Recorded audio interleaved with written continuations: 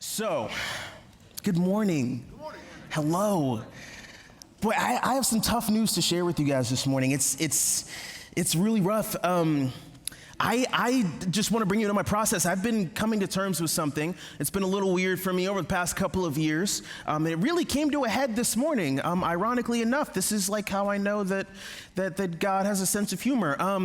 And so really over the last couple of years, I've been coming to terms with the fact that I'm not like the young guy anymore. And you guys like are gonna laugh, okay? Then that's fine. That's fine. But hear me out, okay? Like, I'm coming to terms with, like, ever since I can remember, I feel like I've identified as the kid, right? Like, that's how I've identified myself, as the kid. Like, I'm the young buck, right? I'm the up-and-comer.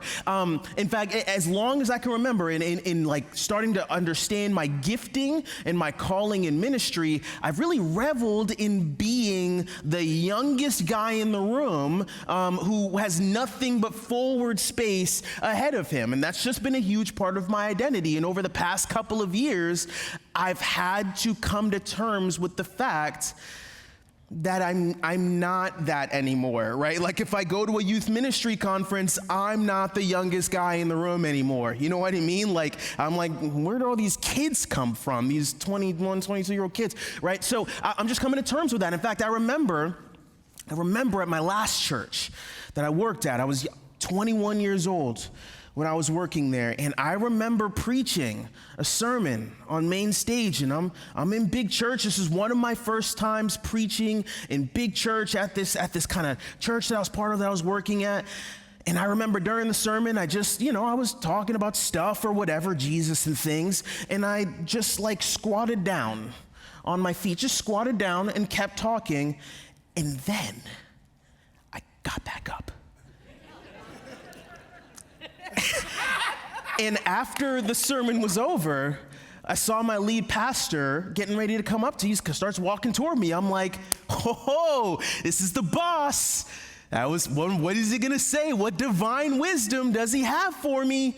Hey, that was a pretty good sermon. He might just come over here and make me co-lead pastor on the spot. I mean, I get it, That was a pretty good sermon. What divine wisdom does my boss have for? What feedback does he have? Here's what he said. He came up, he said, hey, Mike, you know when you like squatted down during the sermon and then got back up? You won't be doing that in 10 years.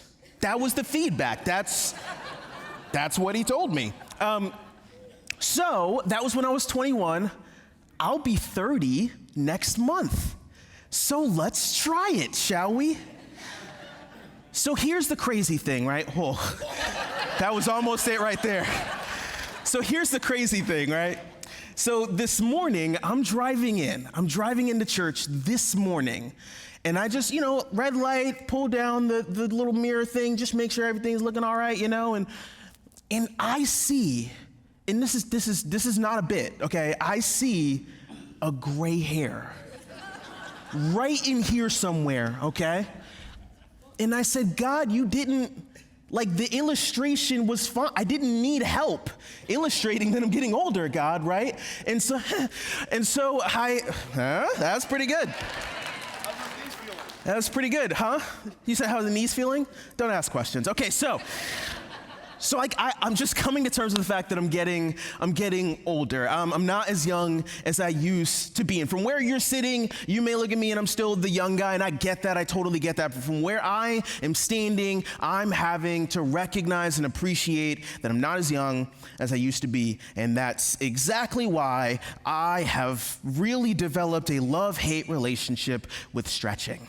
I don't like it. I don't like stretching, and I would imagine that many of us have a love-hate relationship with stretching, except for there are a couple of people in our church who have a love-love relationship with stretching.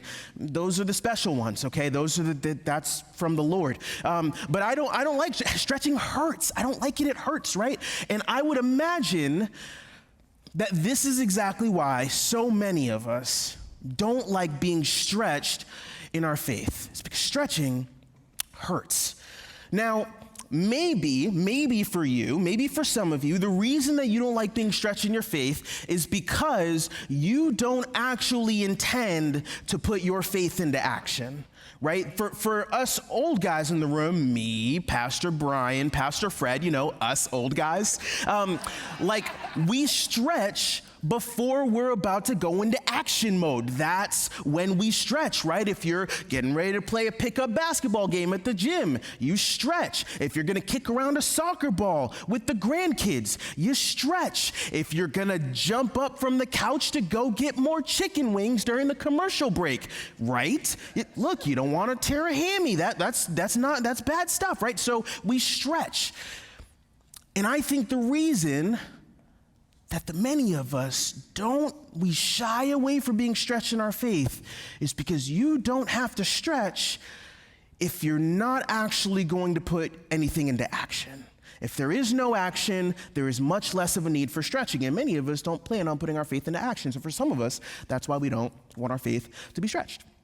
For others of us, the reason that we don't want our faith to be stretched, the reason we shy away from our faith being stretched is because we're already too far stretched in every other area of life, right? If you go to the gym and you burn out every muscle group in your body every day, and then someone's like, hey, you should really add stretching into that routine, guess who's probably not gonna take that advice, right? Because you're already burnt out, you're already stretched too thin in every other area of life, areas of life that matter way less, by the way, way less, but we're so stretched thin in other areas of life that when someone comes along and challenges us to be stretched in our faith, we're like, I don't have the capacity for that. I'm already stretched too thin, can't do it. For some of us, the reason that we don't like being stretched in our faith is because, and this is going to feel like an attack, is because we don't actually believe in a supernatural Christianity. We believe in a moral Christianity. We believe in a political Christianity. But we don't believe in a supernatural Christianity. Not really. We believe in it in the Bible, but not here, now, in 2022. The idea that something supernatural would be asked of us, that we would be part of it, that God would move in a way we can't explain, scares us. And so because it feels a little bit outside of our control, a little bit, kind of up there, and it's not down here where we live, it's kind of up there, and you kind of have to really depend on God to come through because, you don't have supernatural healing powers in and of yourself, and so you really need God to show up for that, right? That scares us, and so for those reasons, we're out. Shark Tank. And so for many of us, there's tons of reasons. I probably haven't listed all of them, but for various reasons, many of us, we shy away from being stretched in our faith, especially in the area of serving, but really in the area of everything. And that's a problem because, as previously mentioned, we ain't getting any younger people. And if you want to be someone who lives a long, healthy, active lifestyle, stretching is important. That's true physically, and it's true spiritually. So we're in week 3 of a series called Bigger, and it's a series on serving, and I'm hoping that what we talk about today is going to help give us some handles on this whole being stretched in our faith thing and incorporating the spiritual rhythm of serving into our everyday cadence. So if you have a Bible, we're headed to Acts chapter 9. That's where we're going to spend our time today, is in Acts chapter 9. Now, while you're turning there, let me just give you a little context. So when Jesus was on earth, it was dope. When Jesus raised from the dead and then peaced out back to heaven, it wreaked some havoc on earth. It created some chaos. I'm not saying the ascension was a bad thing, but the natural consequences were that there was some chaos here on earth as a result of Jesus leaving.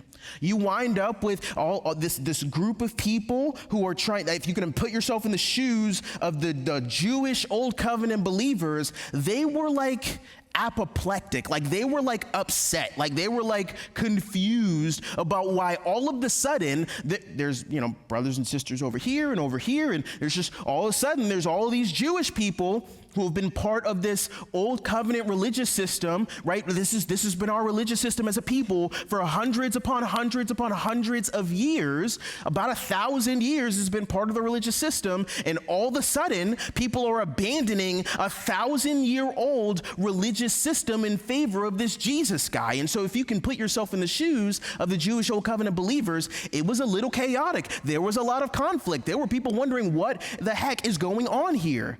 What's happening right now? And out of the blur of that chaos comes Saul. And the picture starts to clear around the figure of this guy, Saul. Now, we talked about Saul, who becomes the Apostle Paul. We talked about Saul a couple of weeks ago when I was up here. We talked about Saul, but I didn't get into the specifics of Saul's actual conversion. And so what wound up happening, Saul was one of those dudes who he was very much a Pharisaical zealot. He was all about pushing back the Christian cult thing, didn't want that to be a thing. And so Saul would put people in prison. He would watch people get, killed and executed and stuff like that. He was hunting Christians down using his political sway and his influence. And it was a problem. Saul was a problem for the Christian movement. And one day Saul was on his way to go hunt down some more Christians, because that's what he liked to do on the weekend. And Saul was on his way there, and Jesus just confronted Saul, just confronted him. The ascended Jesus, mind you. I'm not talking about earthly walking around on 2 feet Jesus. I'm talking about the ascended, big voice from heaven, hey, Jesus, right? Just confronted Saul, stopped him and his buddies in their tracks, and confronted Saul on his sin, confronted Saul on his bad mindset, his unhealthy, destructive mindset, and just saved him, saved Saul. Here's why that's important. Jesus didn't send somebody to confront Saul and save Saul. The ascended, spiritual, up there somewhere Jesus saved Saul directly. Here's why that matters for you and me in our serving. God doesn't need you to do stuff. God doesn't need you to do stuff. There are plenty of places in Scripture where God sends someone, right? That's Moses, right? God sends someone to go and do something. But there's also times where God just does it because he doesn't need you. And for those of us who feel the pressure, and that's part of the reason we don't like being stretched in our faith, is because we feel the pressure of God needing us to do something, God relying on us to do something. This is an important concept. God doesn't need you. He is self-sufficient within himself to do whatever it is he wants to do. That's part of the God perk. So, God doesn't need you.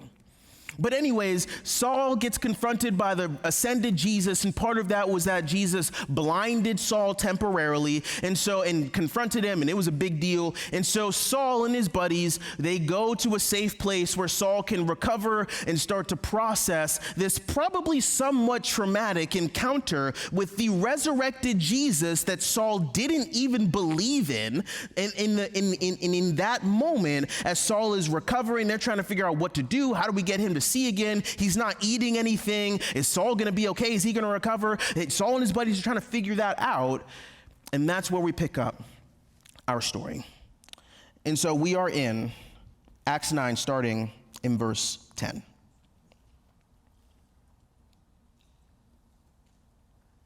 Now there was a believer in Damascus named Ananias. Pause. Okay, so here's the thing. Ananias was a believer, right? It was a believer, it says that. But here's the thing we need to know. Ananias wasn't just a believer, he was a Greek believer. That's significant in this period of the New Testament church, because the faith thing in Jesus, that started off as kind of just a Jewish thing. Like from an earthly perspective, the human beings who were most aware of who Jesus was and were believing in his resurrection, salvation, the gospel, that started off as kind of a Jewish thing. And so because of the spread of information, it kind of travels slowly. It was pretty difficult for the Jewish believers to accept that Gentiles could be, but they didn't really know what to do with that. They didn't know what to do with Greek believers or anything, right? They didn't know what to do with that. The Jewish people didn't. And so for Ananias to be a Greek believer this early in the early church movement is significant. We read the Bible and we're just like, oh, whatever, people just read. No. Put yourself in Ananias' shoes. He is always the black sheep at the party. At the church potluck, there is nobody who looks like this is Ananias' story. And that matters because even before God calls him to do something, do the thing that we're going to read about, it's important that we recognize Ananias was already uncomfortable in the world of New Covenant Christianity. It was already kind of an uncomfortable thing for him. And that's important to keep in mind as we read about what God is going to ask Ananias to do. Now, verse 10, there was a believer in Damascus named Ananias. The Lord spoke to him in a vision, calling, Ananias. Yes, Lord, he replied. Pause. We have a lot of verses to go. I promise we're not going to go this slowly, but this is like too good. There are two things here, okay? So Ananias, God says, Ananias, and Ananias says, yes, Lord. Two things, okay? For those of us who are too stretched thin in every other area of life to be stretched thin in our faith, this matters. The implication, kind of what we can read into what's happening here is important. Because when God called Ananias, Ananias heard him. Like there was enough space in Ananias' life and in his heart and in his mind for him to hear God. And the thing is, there are some of us who we're not being stretched in our faith, not because God isn't calling our name, but because we're too freaking busy to hear him. Right? And we have too much going on, stuff that doesn't even really matter that much, but we can't hear God because we got this over here, we got this over here, we got to do that. Oh, that's important. We got to do that. And then it comes to the faith thing and we're like, oh, sorry. No. And in fact, I experienced this recently myself on an earthly level. Like recently, there was someone who came up to me at this church and said, hey, do you not like me? And I was like, what?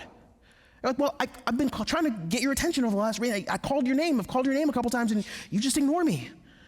I didn't even hear them. I didn't see them. I didn't know they were around. I didn't know they were calling me. It's not that I didn't like the. I just was too busy out here and in here to hear that my name was being called. And this is what we do with God all the time.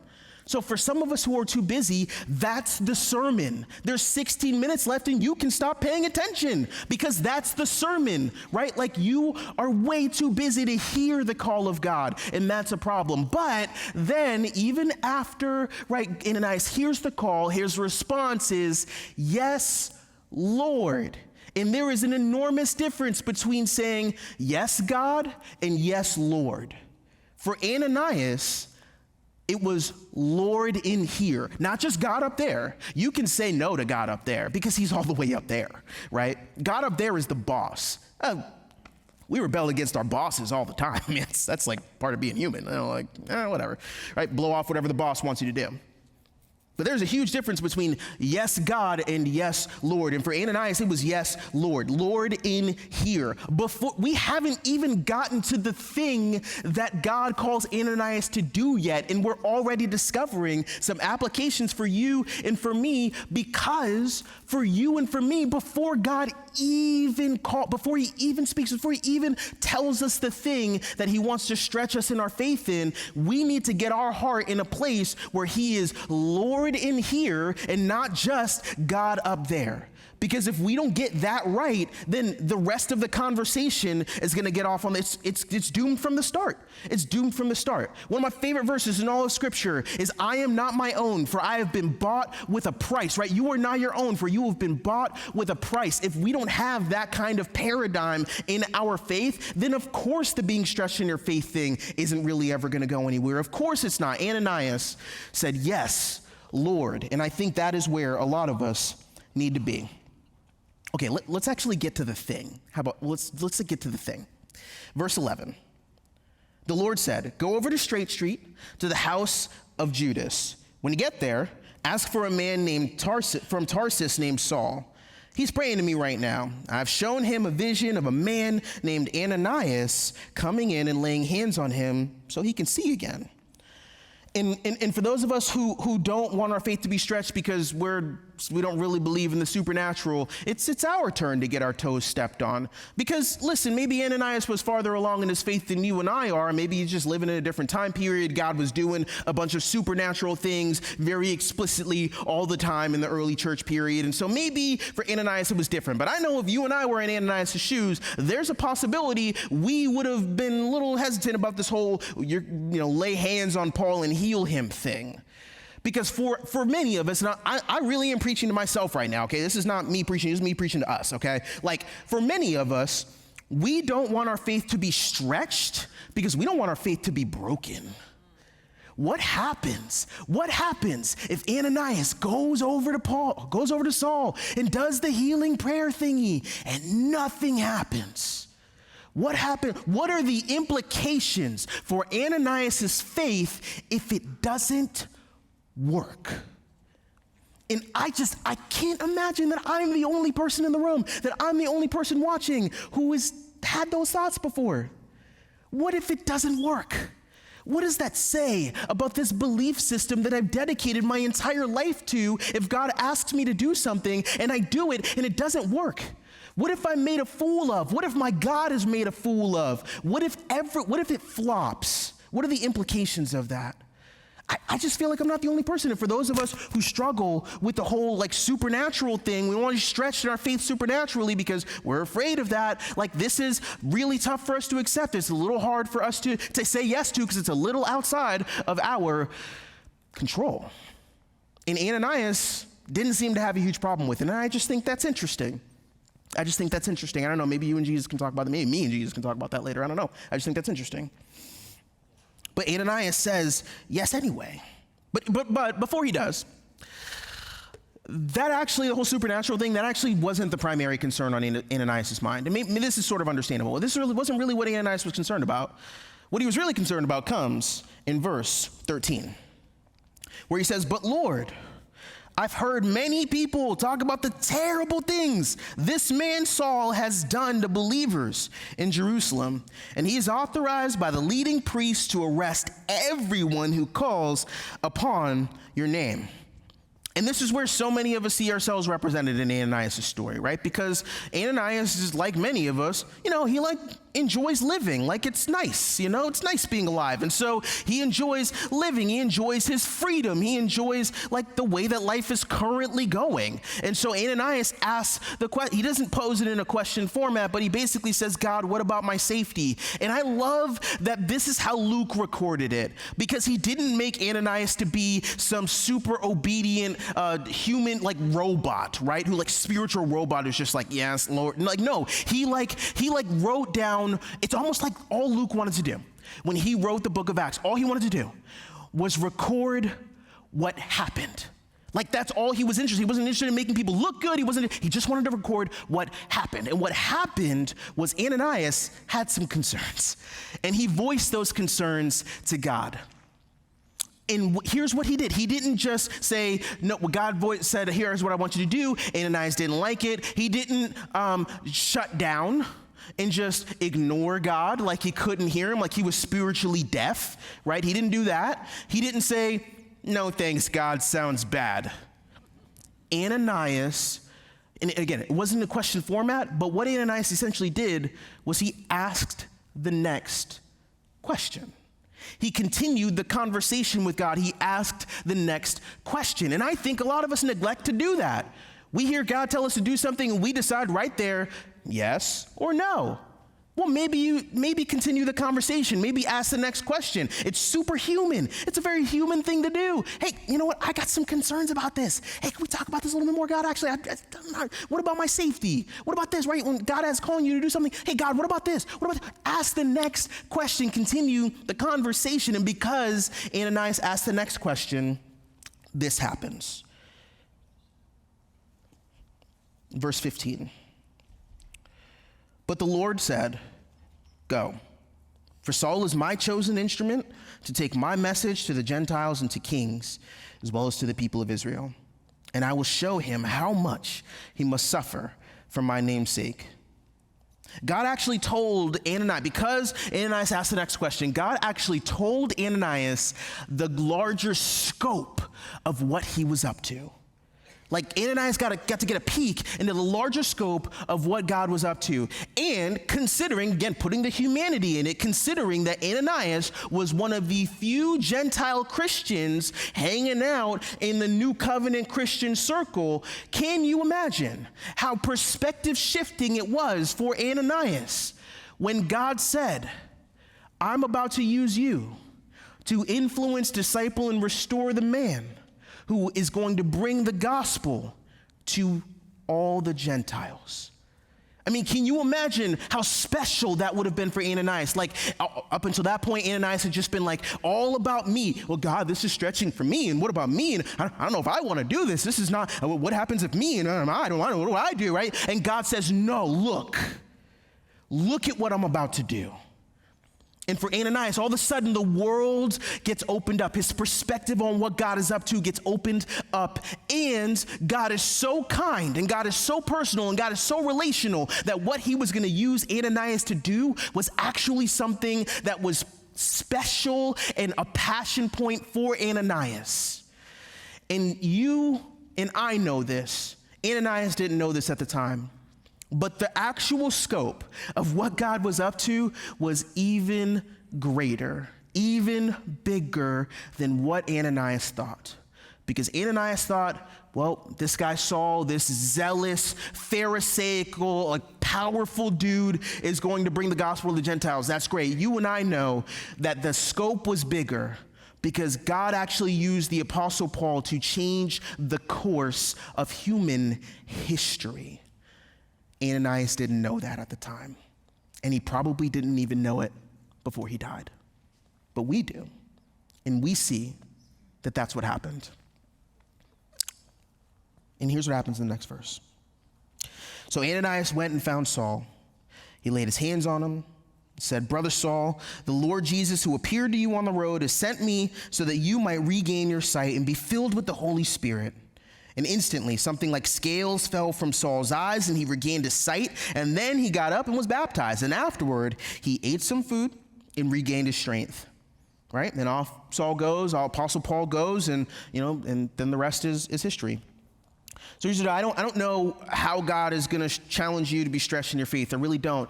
Here's what I want to mention is that what I don't see here, what I don't see in this biblical narrative is the idea that every Christian should just, through their own willpower and strength, gut it out of a sense of obligation, out of a sense of whatever, just uproot and move to the most dangerous parts of the world, of the country, and of the city because God wants us to be stretched in our faith. I just don't see that here.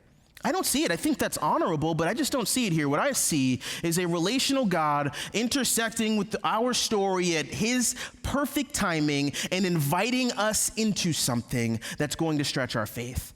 And if we can unchaosify our life enough to hear him, then I think we're going to find that there's something God has for us that is stretching, and it might be magnanimous. The scope of it might be huge, but it also might be less dramatic. But it's stretching for us. And in that, God is molding us and transforming us into becoming the people that he has created us to be. And so I want to give you 4 takeaways, and then we're going to talk about what this actually looks like practically in the life of someone else in our church, a couple in our church. Here's 4 things I want you to see here. 4 action steps. 1, unchaosify your life and mind enough to hear God's voice. 2, reorient your heart to see God as Lord. 3, ask the next question. And then 4, expect bigger things than you can see in the moment. And I just think if we can become people who take these action steps seriously, I think we're going to discover a faith that's much fuller, a life journey with God that transforms us in ways we couldn't possibly imagine. And so I want to invite two people on stage who attend CFC, and they actually work here now, but they haven't always worked here. And in fact, when their story that they're about to share began, they didn't work here. And so that's important for us to recognize. But I want to invite Brooke and John Ackerman on stage, and I want to ask them some questions. I want them to share their story of how this has looked in their life. So you welcome Brooke and John Ackerman.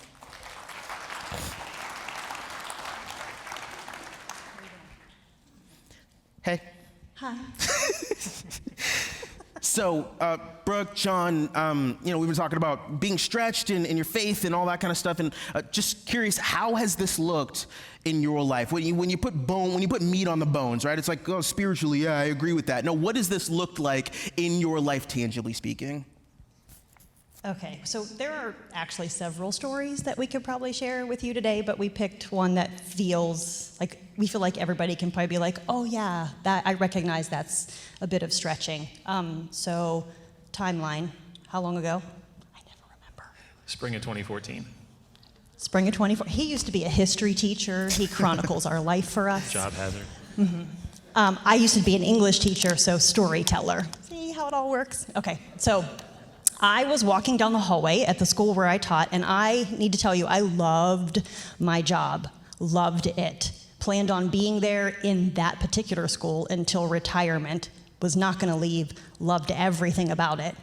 Was walking down the hallway, and I felt like the thought that came into my brain was, you're not going to be here next year. And I was like, wow, what did I eat for lunch? That's strange, because I loved my job, and I wanted to continue teaching. That thought did not go away. 2 weeks-ish, I think it was. I kept it to myself and was like, God, was that really you? Was that some bad chicken? I don't know what that was. That sounds really strange. I finally talked to John about it, and I was like, hey, this is probably gonna sound a little strange, but I feel like God said that this is my last year teaching. And he said, yeah, that sounds right. I could barely believe those words came out of my mouth. Because 2 teachers in Loudoun County doesn't usually make much financial sense anyway, and so 1 teacher in Loudoun County made less than half as much sense as 2 teachers in Loudoun County. And yet there was something in me that when she told me that, there was just an instant sense of peace that went well beyond logic and understanding. Which was amazing. And I mean, I really didn't expect him to react in any other way, because that's just who he is and that's how we are. But I still felt a little uneasy because it was me who was gonna cause all the problems. And so I had a lot of next questions for God. And we also knew that it couldn't just be the 2 of us making this decision. And so we involved the people in our lives that we check these kinds of things against, our community, our spiritual mentors, and we were like, hey, this sounds a little crazy to us, so can you pray about this too? Because we can't make this decision on our own.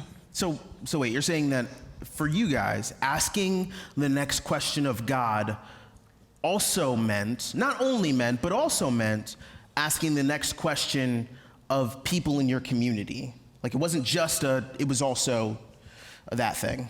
Oh, absolutely. Yeah. I mean, the people that we check those kinds of things with in our lives were not only mentors to us, but who also just were like, as Brian says, like eye-level friends also. And so while we trust each other's hearing and conversations with God, we also knew that needed to be something that we involved other people in. They love us. They want the best for us. We absolutely can get things wrong. And so we wanted to put that out there to the people who we love and trust, and who love and trust us, and who help guide our lives, that they needed to be just as much a part of that conversation.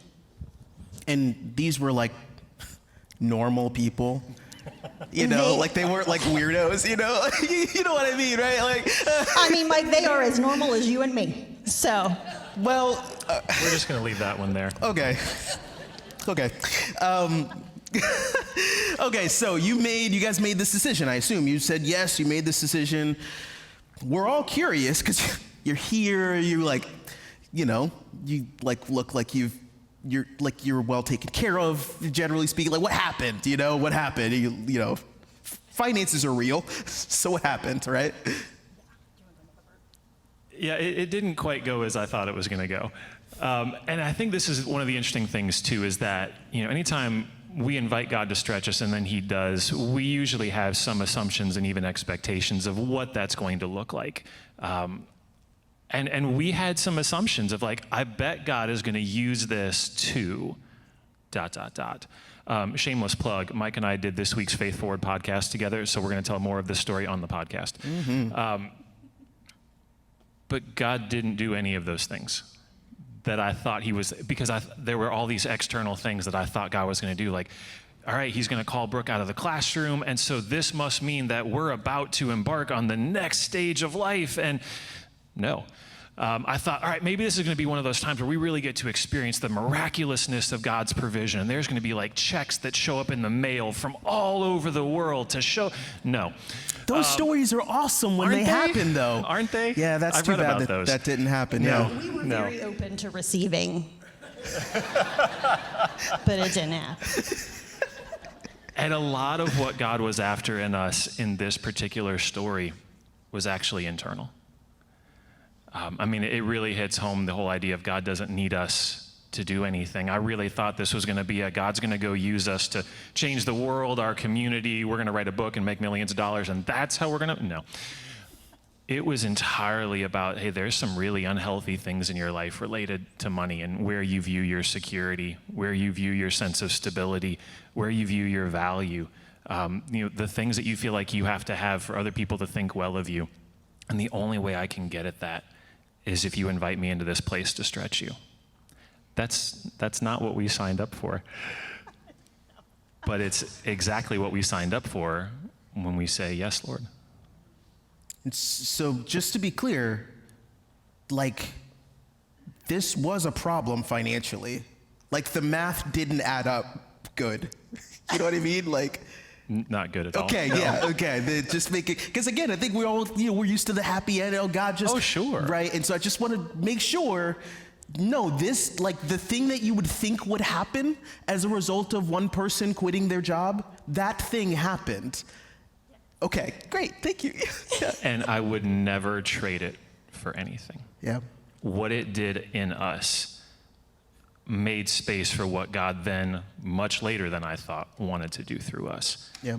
And I'm not sure he could have done the things through us that he wanted to do without first doing these things in us. Yeah.